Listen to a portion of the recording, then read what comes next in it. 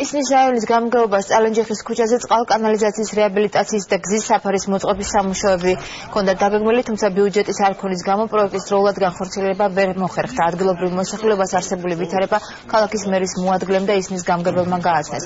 პროექტის განხორციელების შემთხვევაში ახალი გზის საფარი დაახლოებით 3000 კვადრატზე მოეწყობა. აქ თუ გზა არ გაკეთებულა. ეხლა კანალიზაციის გაკეთება დაიწყეს, მაგრამ ვერ მოწესრიგდა და დაუსრულებელია. ესე იგი მოვა არჩევნები კეთდება, მერე კიდევ რაღაცა კეთდება, მერე ბიუჯეტში ავზივართ და მოსახლეობა შეწუხებულია, ტრანსპორტი არ შემოდის.